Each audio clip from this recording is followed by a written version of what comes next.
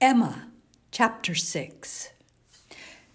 Emma could not feel a doubt of having given Harriet's fancy a proper direction and raised the gratitude of her young vanity to a very good purpose, for she found her decidedly more sensible than before of Mr. Elton's being a remarkably handsome man, with most agreeable manners, and as she had no hesitation in following up the assurance of his admiration by agreeable hints, she was soon pretty confident of creating as much liking on Harriet's side as there could be any occasion for. She was quite convinced of Mr. Elton's being in the fairest way of falling in love, if not in love already. She had no scruple with regard to him. He talked of Harriet and praised her so warmly that she could not suppose anything wanting which a little time would not add. His perception of the striking improvement of Harriet's manner since her introduction at Hartfield was not one of the least agreeable proofs of his growing attachment. "You have given Miss Smith all that she required," said he. "You've made her graceful and easy. She was a beautiful creature when she came to you, but, in my opinion, the attractions you have added are infinitely superior to what she received from nature." "I'm glad you think I've been useful to her. But Harriet only wanted drawing out and receiving a few, very few, hints. She had all the natural grace of sweetness of temper and artlessness in herself. I have done very little." "If it were admissible to contradict a lady," said the gallant Mr. Elton, "I've perhaps given her a little more decision of character. I've taught her to think on points which had not fallen in her way before." "Exactly so. That is what principally strikes me. So much superadded decision of character. Skillful has been the hand." "Great has been the pleasure, I'm sure. I never met with a disposition more truly amiable." "I have no doubt of it." And it was spoken with a sort of sighing animation, which had a vast deal of the lover. She was not less pleased another day with the manner in which he seconded a sudden wish of hers to have Harriet's picture. "Did you ever have your likeness taken, Harriet?" said she. "Did you ever sit for your picture?" Harriet was on the point of leaving the room, and only stopped to say, with a very interesting naivete, "Oh, dear, no, never." No sooner was she out of sight than Emma exclaimed, "What an exquisite possession a good picture of her would be! I'd give any money for it. I almost long to attempt her likeness myself. You do not know it, I dare say, but 2 or 3 years ago I had a great passion for taking likenesses, and attempted several of my friends, and was thought to have a tolerable eye in general. But from one cause or another I gave it up in disgust. But really, I could almost venture, if Harriet would sit to me, it would be such a delight to have her picture." "Let me entreat you," cried Mr. Elton. "It would indeed be a delight. Let me entreat you, Miss Woodhouse, to exercise so charming a talent in favor of your friend. I know what your drawings are. How could you suppose me ignorant? Is not this room rich in specimens of your landscapes and flowers, and has not Mrs. Weston some inimitable figure pieces in her drawing room at Randall's?" Yes, good man, thought Emma. "But what has all that to do with taking likenesses? You know nothing of drawing. Don't pretend to be in raptures about mine. Keep your raptures for Harriet's face." "Well, if you give me such kind encouragement, Mr. Elton, I believe I shall try what I can do. Harriet's features are very delicate, which makes a likeness difficult. And yet there is a peculiarity in the shape of the eye and the lines about the mouth where one ought to catch." "Exactly so. The shape of the eye and the lines about the mouth. I have not a doubt of your success. Pray attempt it. And you will do it. It will indeed, to use your own words, be an exquisite possession." "Oh, but I am afraid, Mr. Elton, Harriet will not like to sit. She thinks so little of her own beauty. Did you not observe her manner of answering me? How completely it meant, 'Why should my picture be drawn?' Oh, yes, I observed it, I assure you. It was not lost on me. But still, I cannot imagine she would not be persuaded." Harriet was soon back again, and the proposal almost immediately made, and she had no scruples which could stand many minutes against the earnest pressing of both the others. Emma wished to go to work directly and therefore produced the portfolio containing her various attempts at portraits, for not one of them had ever been finished, that they might decide together on the best size for Harriet. Her many beginnings were displayed. Miniatures, half-lengths, whole lengths, pencil, crayon, and watercolors had all been tried in turn. She'd always wanted to do everything, and had made more progress both in drawing and music than many might have done with so little labor as she would ever submit to. She played and sang and drew in almost every style, but steadiness had always been wanting, and in nothing had she approached the degree of excellence which she would have been glad to command, and ought not to have failed of. She was not much deceived as to her own skill either, as an artist or a musician, but she was not unwilling to have others deceived, or sorry to know her reputation for accomplishment often higher than it deserved. There was merit in every drawing, in the least finished, perhaps the most. Her style was spirited, but had there been much less, or had there been 10 times more, the delight and admiration of her two companions would have been the same. They were both in ecstasies. A likeness pleases everybody, and Miss Woodhouse's performances must be capital. "No great variety of faces for you," said Emma. "I'd only my own family to study from. There is my father, another of my father." But the idea of sitting for his picture made him so nervous that I could only take him by stealth, neither of them very like, therefore. Mrs. Weston again, and again, and again, you see. Dear Mrs. Weston, always my kindest friend on every occasion.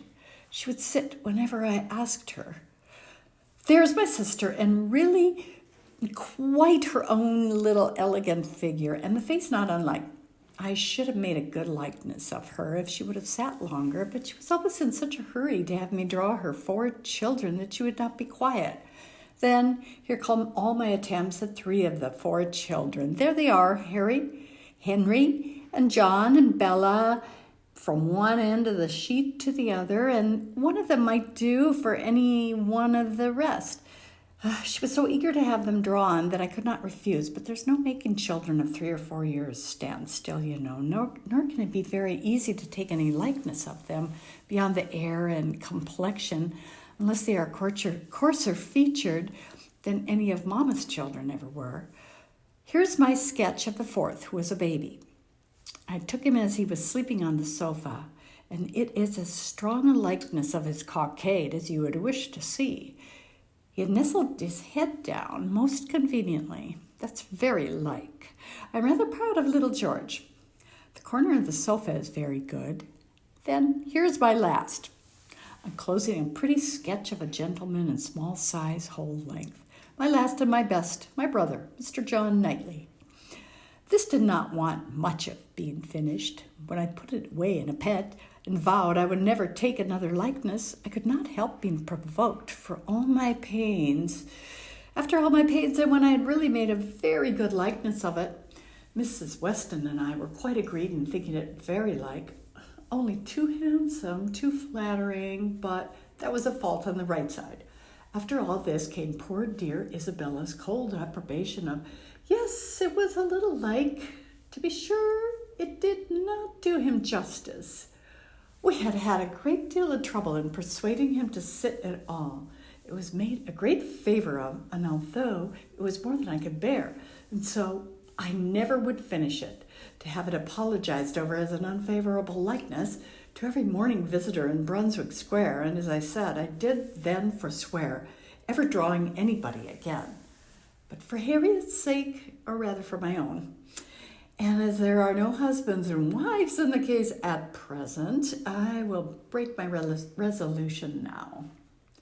Mr. Elton seemed very properly struck and delighted by the idea, and was repeating, no husbands and wives in the case at present, indeed, as you observe. Exactly so, no husbands and wives, with so interesting a consciousness that Emma began to consider whether she had not better leave them together at once. But as she wanted to be drawing, the declaration must wait a little longer. She had soon fixed on the size and sort of portrait. It was to be a whole length in watercolors, like Mr. John Knightley's, and was destined, if she could please herself, to hold a very honorable station over the mantelpiece. The sitting began, and Harriet, smiling and blushing, and afraid of not keeping her attitude and countenance, presented a very sweet mixture of youthful expression to the steady eyes of the artist. But there was no doing anything with Mr. Elton fidgeting behind her and watching every touch. She gave him credit for stationing himself where he might gaze and gaze again without offense, but was really obliged to put an end to it and request him to place himself elsewhere. It then occurred to her to employ him in reading. If he would be so good as to read to them, it would be a kindness indeed. It would amuse away the difficulties of her part and lessen the irksomeness of Miss Smith's. Mr. Elton was only too happy. Harriet listened, and Emma drew in peace. She must allow him to be still frequently coming to look. Anything less would certainly have been too little in a lover, and he was ready at the smallest intermission of the pencil to jump up and see the progress, and he charmed. There was no being displeased with such an encourager, for his admiration made him discern a likeness almost before it was possible. She could not respect his eye, but his love and his complaisance were unexceptionable. The sitting was altogether very satisfactory. She was quite enough pleased with the first day's sketch to wish to go on. There was no want of likeness. She had been fortunate in attitude, and she meant to throw in a little improvement to the figure, to give it a little more height and considerably more elegance. She had great confidence of its being in every way a pretty drawing at last, and of its filling its destined place with credit to them both. A standing memorial of the beauty of one, the skill of the other, and the friendship of both, with as many other agreeable associations as Mr. Elton's very promising attachment was likely to add. Harriet was to sit again the next day, and Mr. Elton, just as he ought, entreated for the permission of attending and reading to them again. By all means, we shall be most happy to consider you as part of the party. The same civilities and courtesies, the same success and satisfaction took place on the morrow and accompanied the whole progress of the picture, which was rapid and happy. Everybody who saw it was pleased, but Mr. Elton was in continual raptures and defended it through every criticism. Miss Woodhouse has given her friend the only beauty she wanted, observed Mrs. Weston to him, not in the least suspecting she was addressing a lover. The expression of the eye is most correct, but Miss Smith has not those eyebrows and eyelashes. It is the fault of her face that she has them not. Do you think so? Replied he. I cannot agree with you. It appears to me a most perfect resemblance in every feature. I never saw such a likeness in my life. We must allow for the effect of a shade, you know. You've made her too tall, Emma, said Mr. Knightley. Emma knew that she had, but would not own it, and Mr. Elton warmly added, Oh, no, certainly not too tall, not in the least too tall. Consider, she's sitting down, which naturally presents a different, which in short gives exactly the idea, and the proportions must be preserved, you know. Proportions, foreshortening. Oh, no, it gives one exactly the idea of such a height of Miss Smith's. Exactly so, indeed. It is very pretty, said Mr. Woodhouse. So prettily done, just as your drawings always are, my dear. I do not know anybody who draws so well as you. The only thing I do not thoroughly like is that she seems to be sitting out of doors with only a little shawl over her shoulders. It makes one think she must catch cold. But, my dear papa, it is supposed to be summer, a warm day in summer. Look at the tree. But it is never safe to sit out of doors, my dear. You, sir, may say anything, cried Mr. Elton, but I must confess that I regard it as a most happy thought, the placing of Miss Smith out of doors and the trees touched with such inimitable spirit. Any other situation would have been much less in character. The naivete of Miss Smith's manners and altogether, it is most admirable. I cannot keep my eyes from it. I never saw such a likeness. The next thing wanted was to get the picture framed, and here were a few difficulties. It must be done directly, and must be done in London, and the order must go through the hands of some intelligent person whose taste could be depended on. And Isabella, the usual doer of all commissions, must not be applied to, because it was December, and Mr. Woodhouse could not bear the idea of her stirring out of the house in the fogs of December.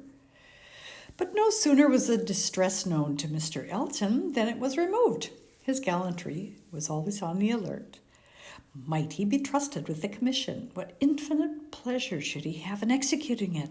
He could ride to London at any time. It was impossible to say how much he should be gratified by being employed on such an errand. He was too good. She could not endure the thought. She would not give him such a troublesome office for the world, brought on the desired repetition of entreaties and assurances, and a very few minutes settled the business. Mr. Elton was to take the drawing to London, choose the frame, and give the directions, and Emma thought she could so pack it as to ensure its safety without much incommoding him, while he seemed most fearful of not being incommoded enough. "What a precious deposit," said he with a tender sigh as he received it. "This man is almost too gallant to be in love," thought Emma. "I should say so, but that I suppose there may be 100 different ways of being in love. He is an excellent young man and will suit Harriet exactly. It will be an exactly so, as he says himself, but he does sigh and languish and study for compliments rather more than I could endure as a principal. I come in for a pretty good share as a second, but it is his gratitude on Harriet's account."